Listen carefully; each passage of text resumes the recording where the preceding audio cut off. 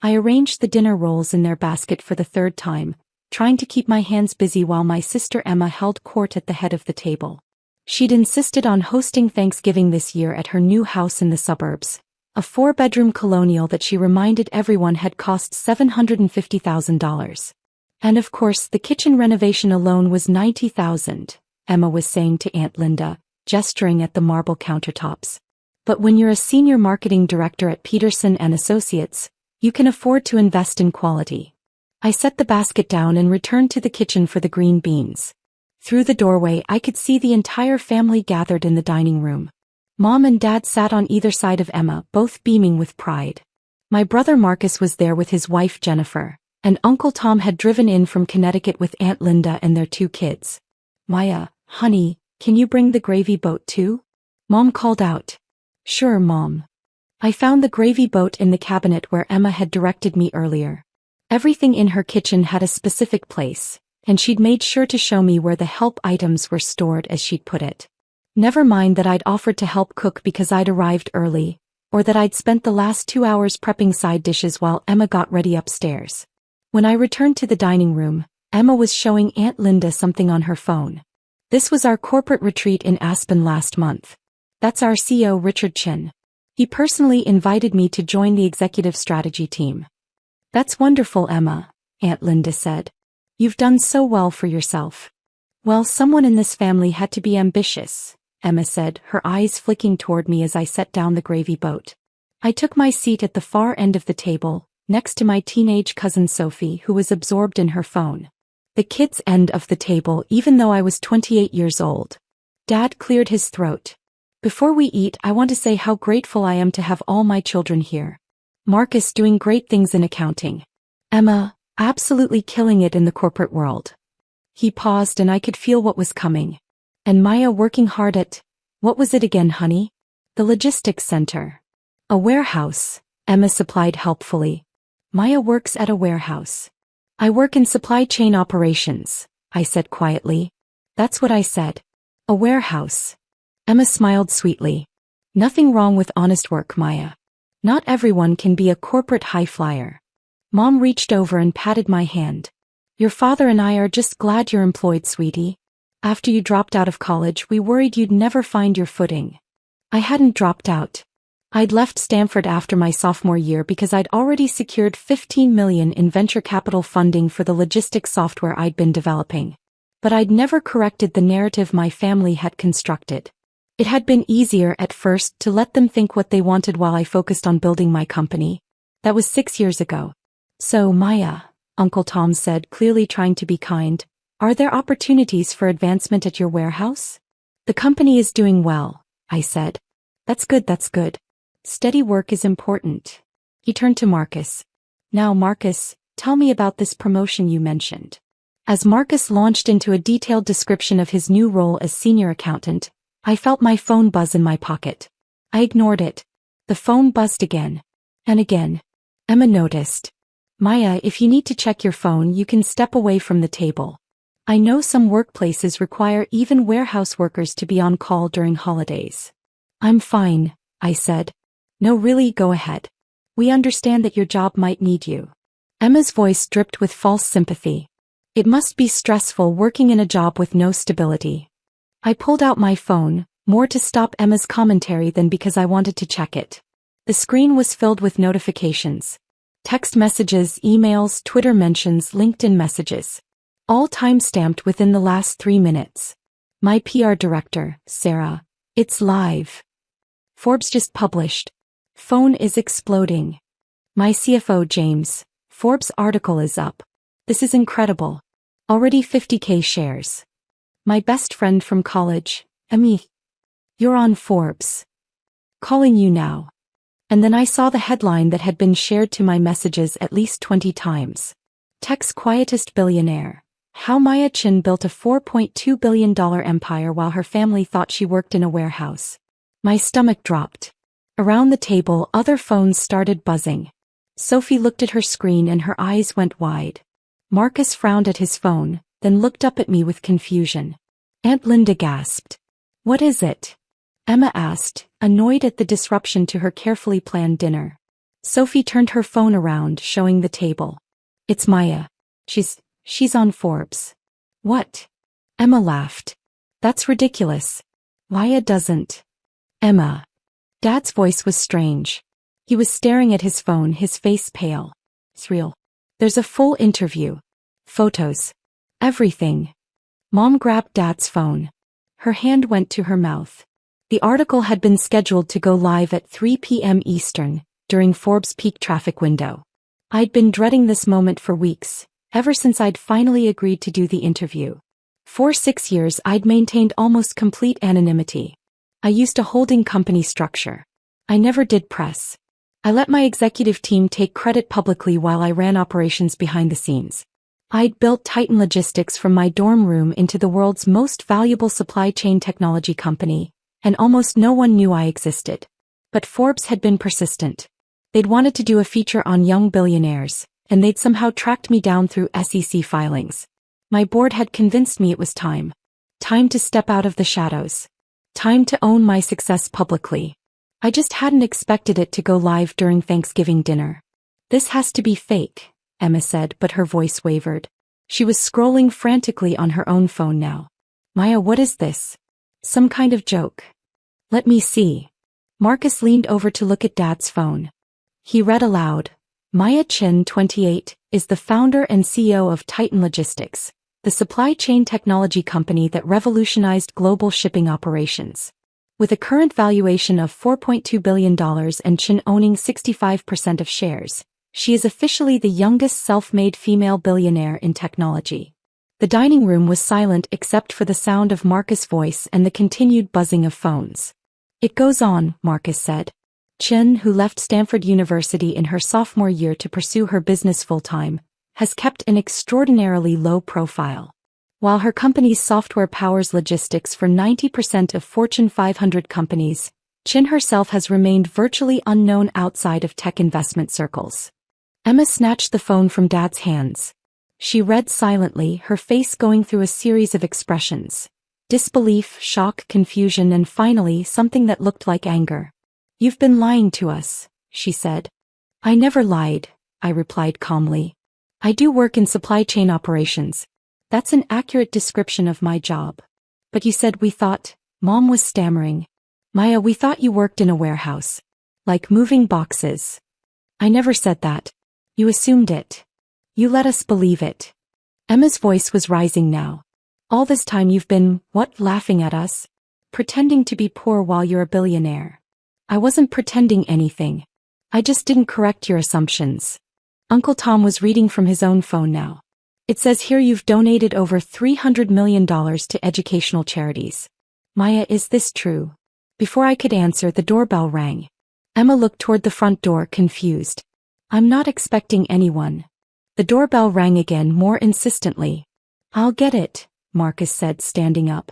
We all heard the door open and then Marcus' surprised voice. Can I help you? We're looking for Maya Chin.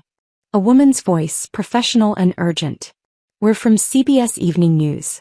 We understand she's here for Thanksgiving dinner. We'd like to request an interview. Emma's face went white. CBS News is at my house? Marcus returned to the dining room, followed by a woman in a professional pantsuit holding a microphone and a man with a camera.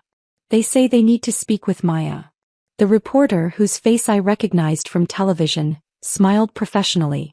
Miss Chin, I'm Rebecca Walsh from CBS Evening News. We've been trying to reach you since the Forbes article went live 20 minutes ago. Your PR team gave us this address. Would you be willing to do a brief interview for our evening broadcast? Every face at the table turned to me. How did you know I was here? I asked. Your company's PR director, Sarah Martinez, provided the information. She said you'd want to control the narrative. Rebecca Walsh glanced around the table. We can do this outside if you'd prefer privacy. My phone rang. Sir. Excuse me, I said, standing up. I walked into Emma's pristine living room and answered. Sarah. Maya, I'm so sorry. I had to give them the address. There are 17 news organizations trying to find you. ABC, NBC, CNN, Bloomberg, The Wall Street Journal. Everyone. The article is viral. It's the top trending story on Twitter. We're getting interview requests from Good Morning America, 60 Minutes, The Tonight Show. This is massive. I could hear the chaos in the background of her call. Phones ringing, people talking over each other. How massive? The Forbes article has been shared 400,000 times in 20 minutes. Your company's stock in the private markets has already jumped 30%. Maya, people are calling you the next tech legend. They're comparing you to Steve Jobs and Elon Musk for the secrecy angle. I closed my eyes. This was exactly what I'd been afraid of. What do you need me to do? I asked. CBS is there now. Do the interview. 5 minutes, sound bites only. We need you to look confident and in control. Then I'll send a car to take you to our Manhattan office. We've set up a proper studio for a longer Forbes video interview. After that, you're scheduled for Bloomberg at 6 and we have CNN at 8. Sarah, it's Thanksgiving. I know. I'm sorry. But this is happening whether we control it or not. Better to get ahead of it. I looked back toward the dining room, where I could see my family still sitting in stunned silence around the table, and Rebecca Walsh waiting patiently with her cameraman. Hey, I said. Send the car. I'll do CBS now. I walked back to the dining room. Ms. Walsh, I can give you 5 minutes. Perfect. Can we do this in front of the house? Better lighting. As I moved toward the front door, Emma finally found her voice. Wait. Just wait. Maya, you can't just, there's dinner. You can't leave. I have interviews scheduled, I said. Interviews? You're just going to abandon Thanksgiving because you have interviews. I turned to face my sister. She looked smaller somehow, standing in her expensive kitchen in her designer dress, realizing that everything she'd just spent hours bragging about meant nothing compared to what I'd built. Emma, I have CBS News, Bloomberg and CNN waiting for me in Manhattan. I have Good Morning America requesting a studio appearance tomorrow. I have the Wall Street Journal asking for an exclusive. Yes, I'm going to do the interviews. Mom stood up. Honey, we had no idea. You never told us. You never asked, I said simply. You assumed I'd failed and I let you think that because it was easier than explaining. Dad was still staring at his phone. $4 billion. Maya, how is this possible? I built a company. I worked hard. I made good decisions. The same way anyone builds wealth. But you dropped out of college. I left Stanford because I had $15 million in venture capital funding and a product that needed to get to market. Staying in school would have meant giving up the opportunity. Marcus was reading more from his phone. It says you started coding when you were 12. That you taught yourself machine learning algorithms. Maya, we had no idea you were into any of that. You never noticed, I said. I was teaching myself Python in my bedroom while you were all downstairs watching TV. I was building apps while you were at football practice. I was working on my business plan while you were at prom. None of you ever asked what I was doing. The cameraman from CBS was setting up his equipment in the foyer. Rebecca Walsh was checking her microphone. We're ready, Ms. Chin, she said. I started toward the door. Maya, please. Mom's voice cracked. Don't leave like this. Stay for dinner. We can talk about all of this. I paused at the threshold. I've spent 6 years sitting at the kids' end of the table, listening to everyone else's accomplishments, never saying anything about mine. I think I'm done with that now. We didn't know, Emma whispered. You didn't want to know, I corrected. There's a difference. I stepped outside into the cold November air. Rebecca Walsh positioned me on Emma's front lawn, with the colonial house visible in the background. The cameraman adjusted his equipment. We're live in 30 seconds, Rebecca said. He turned to me. Miss Chin, I'm going to ask you some basic questions about the Forbes article and your company. Just relax and be yourself. Through the front window I could see my family gathering to watch. Emma's face was pressed against the glass. In 3, 2, 1. The cameraman pointed at Rebecca. This is Rebecca Walsh reporting live from suburban Connecticut, where we've just caught up with Maya Chin, the subject of today's explosive Forbes article about the tech industry's quietest billionaire. Ms. Chin, you've managed to build a $4 billion company while maintaining almost complete anonymity. Why the secrecy? I prefer to let my work speak for itself, I said. Titan Logistics is about solving problems in global supply chain management. The focus should be on the technology and the value we provide to clients, not on me personally. But Forbes is calling you the youngest self-made female billionaire in tech. That's a significant achievement. Why hide it? I wasn't hiding it. I just wasn't publicizing it. There's a difference between privacy and secrecy. Your family was gathered here for Thanksgiving dinner when the article went live. Is it true they didn't know about your success? I hesitated for just a moment. My family and I have different definitions of success. That's been a source of misunderstanding. The article mentions you left Stanford to pursue your business. That's a risky move. What gave you the confidence to do that? I had a product that solved a real problem. I had secured significant funding from investors who believed in the vision. At that point, staying in school was the riskier move. Rebecca smiled. What would you say to young women who are considering entrepreneurship but are afraid to take the leap? Build something that matters. Solve a real problem.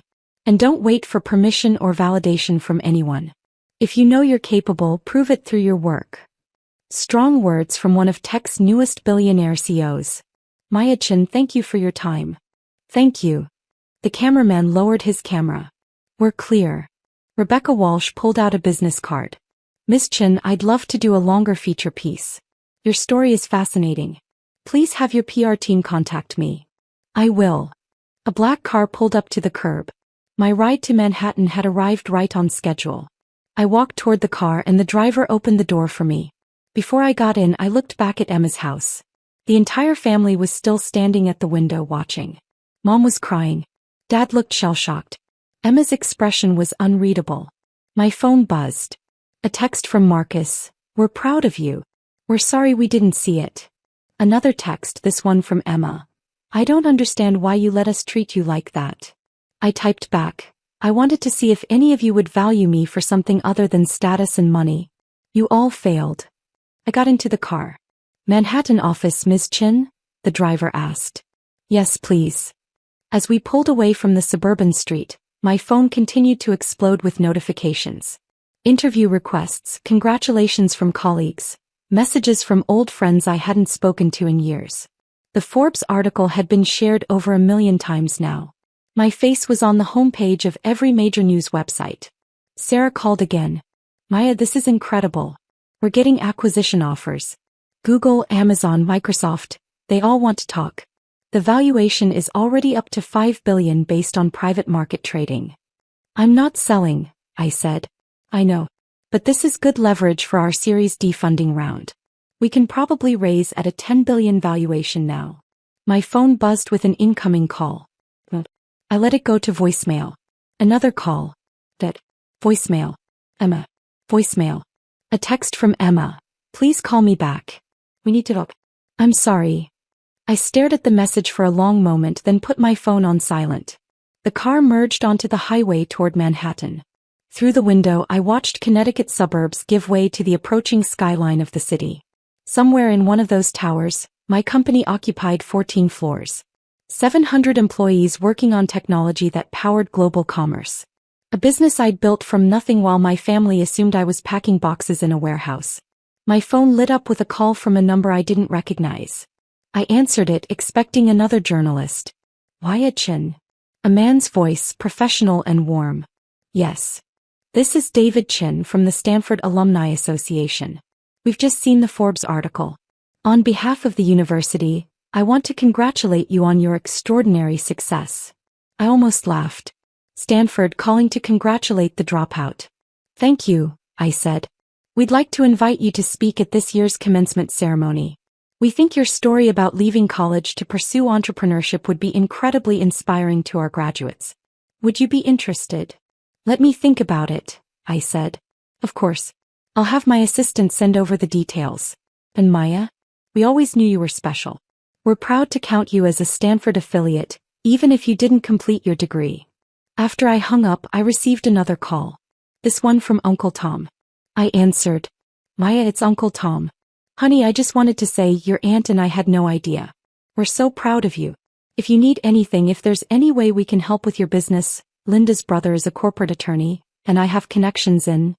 Uncle Tom, I appreciate that, but I have a full legal team and all the business connections I need. Right, of course. Of course you do. I just wanted you to know we're here for you. Thank you. And Maya? What Emma said at dinner about you pretending she didn't mean it. He's just shocked. We all are. I understand. Will you come back? For dessert maybe? Emma made 3 pies. I have interviews all evening. I won't be able to make it back. There was a long pause. Your mother is very upset. I'm sure she is. She wants to talk to you. To explain. There's nothing to explain, Uncle Tom. Everyone made their assumptions about my life and I let them. Now they know the truth. That's all. Another pause. You're not angry, are you? No, I said honestly. I'm not angry. I'm just done accepting being treated as less than I am. When I hung up, Sarah texted me, "You're trending #1 on Twitter worldwide. The hashtag warehouse billionaire is everywhere." I looked at Twitter. He was right. Thousands of tweets about my story. About the tech industry's hidden billionaire. About the woman who let her family believe she'd failed while she built an empire. Some of the tweets were supportive. Maya Chin is my hero. She didn't need validation from anyone. Others were critical. Why would you lie to your family like that? That's cruel. But most were simply amazed. Imagine sitting at Thanksgiving dinner and finding out your sister is a secret billionaire. The car pulled up to my company's building in Midtown Manhattan. The driver opened my door and I stepped out onto the sidewalk. A small crowd had already gathered, photographers, reporters, people who'd somehow figured out I'd be here. "Miss Chin, can we get a photo? Miss Chin, how does it feel to be publicly recognized? Miss Chin, will you reconcile with your family?" My head of security, Raphael, met me at the entrance. "We've cleared a path to the elevators. Stay close to me." We pushed through the crowd and into the building's lobby. The security team had blocked off the main elevator bank, giving us private access to the executive floors. "Sarah's waiting for you in the 14th floor conference room," Raphael said as we rode up. "Bloomberg's crew is setting up in conference room A. CNN will be in conference room B. Forbes video team is in your office." "How many people are in the building right now?" "About 40. Mostly media and your PR team." Some of the executive staff came in when they heard the news. "Everyone wants to congratulate you." The elevator doors opened to my floor. The main hallway had been transformed into a media center. Cameras, lights, producers talking on phones, assistants carrying equipment. Sarah rushed over the moment she saw me. "Okay, here's the plan. Bloomberg in 10 minutes. That's a 20-minute interview focused on the business fundamentals and valuation. Then Forbes video for their expanded online feature, that's 30 minutes. Then CNN at 8, that's a 15-minute segment for their primetime show. After that." "Sarah, stop." I held up my hand. "I need 5 minutes. Alone." She looked worried. "Maya, we're on a tight schedule." 5 minutes. I walked past her into my office and closed the door. The Forbes video crew had set up lighting around my desk, making the whole space look like a television studio. But for now it was empty. I sat down in my chair and looked out the window at the Manhattan skyline. From here I could see across the city to where JFK Airport's planes circled in the distance. Somewhere in this view, thousands of shipments were moving through systems powered by my software. Trucks on highways, containers in ports, packages being sorted and routed, all of it coordinated by algorithms I'd written. My phone buzzed. Another text from Emma. "Please talk to me. I'm your sister. I love you." I replied, "You loved the version of me you thought failed. You felt superior to her. That's not the same as loving me." "Emma, that's not fair." "Me, isn't it? You introduced me to your friends as your warehouse worker sister. You made jokes about my life every chance you got. You felt better about yourself because you thought you were more successful than me." "Emma, I didn't know." "Me, that's the point. You didn't care to know. You never asked about my life, my work, my goals. You just assumed I had failed and you had succeeded and that made you happy." 3 dots appeared showing she was typing. Then they disappeared. Then appeared again. Finally, "What do I do now?" I stared at that message for a long moment. "Me, that's not my problem to solve, Emma." A knock on my door. Sarah peeked in. "Maya, Bloomberg is ready." I stood up, smoothed my clothes and took a deep breath. "Let's do this." The Bloomberg interview went smoothly. The reporter, Jennifer Martinez, asked intelligent questions about the technology, the market opportunity, and my vision for the company's future. She didn't ask about my family, which I appreciated. The Forbes video interview was more personal. They wanted the human interest angle. The young woman who built $1 billion company in secret. I kept my answers professional but warm.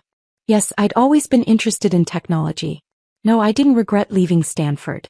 Yes, I planned to continue running the company myself rather than selling. By the time CNN set up for their interview at 8 o'clock, I was exhausted. But their correspondent, Michael Chin, dove right in with the question everyone wanted answered. Ms. Chin, social media is exploding with interest in your Thanksgiving dinner story. Can you tell us what happened when your family discovered your success? I considered my words carefully. My family and I have had different perspectives on what I've been doing for the past 6 years. Today those perspectives aligned. Your sister posted on Facebook that she had no idea about your business success. How is that possible? I kept a low profile intentionally. I used holding companies and let my executive team be the public face of Titan Logistics. Most people in my personal life didn't know. But your family, surely they must have noticed something? They noticed what they wanted to notice. I was happy to let them focus on their own achievements. Michael leaned forward. There's a lot of speculation online that you deliberately deceived your family. Is that accurate? I never lied to anyone. I simply didn't correct their assumptions. That's not deception, that's privacy. Do you plan to reconcile with your family after this? That depends on them, I said. I've always been willing to have an honest relationship. The question is whether they're willing to see me as I actually am, rather than as they assumed I was. The interview wrapped at 8:30. Sarah immediately pulled me aside. That was perfect. Honest but not bitter. Strong but not arrogant. The public is going to love you. I don't care if the public loves me, I said. I care about running my company. Well, good news on that front.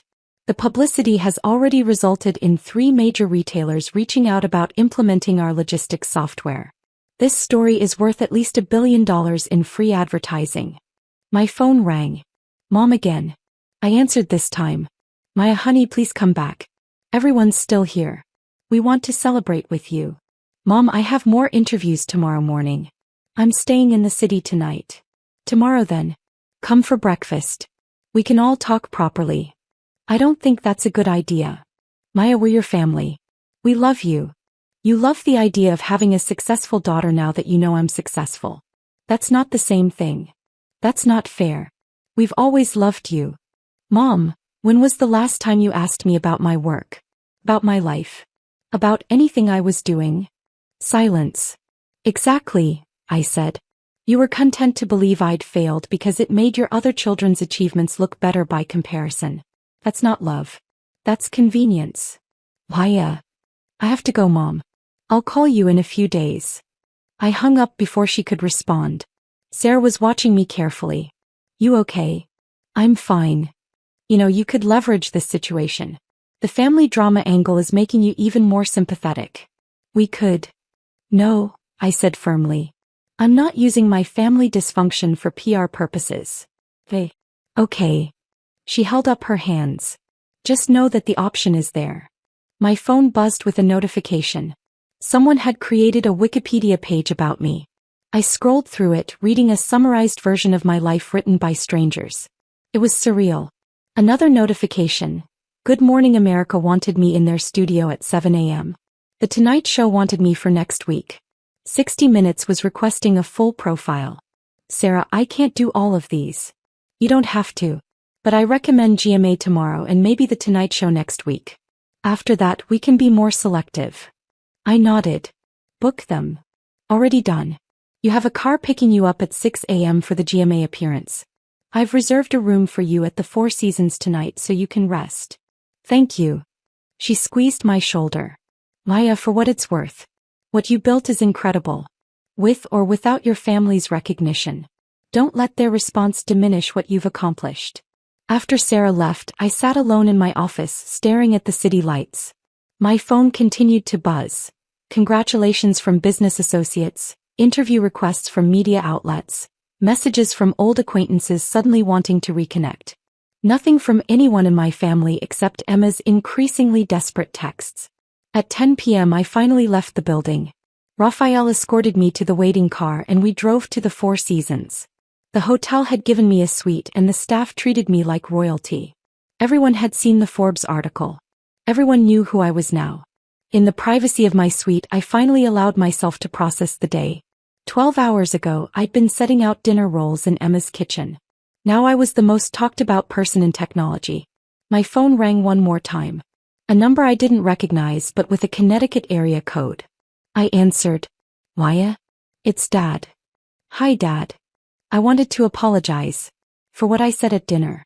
For all of it. I waited. I had no idea what you'd built. No idea how hard you'd been working. I'm sorry I didn't see it. You didn't want to see it, I said quietly. It was easier to believe I'd failed. That's not true. Isn't it? Tell me honestly, Dad. When you thought I worked in a warehouse, did it make you feel better about Marcus and Emma?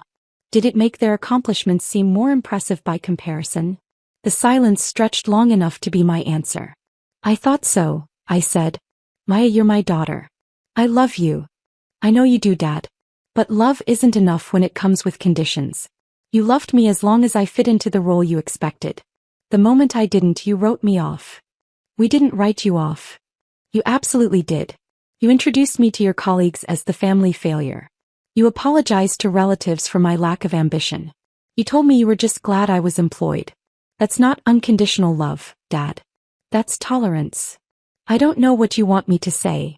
I don't want you to say anything. I want you to think about why it took a Forbes article for you to respect me. I hung up and turned off my phone. The suite was quiet. Through the window, Manhattan glittered with a million lights. Somewhere in this city, my company was running operations that spanned the globe. Somewhere, Emma was probably still reading articles about me, trying to reconcile the sister she thought she knew with the billionaire I actually was. Somewhere, my parents were explaining to relatives how they'd somehow missed that their daughter had built an empire. And somewhere, a younger version of me was sitting in a dorm room at Stanford, writing code at 2 a.m, dreaming of exactly this moment. I'd gotten everything I wanted. The company, the success, the validation. What I hadn't expected was how lonely it would feel. But as I climbed into bed that night, I realized something. I'd rather be lonely and respected than surrounded by people who only valued me for being less than I was. The turkey had indeed gone cold. But I wasn't hungry anymore anyway.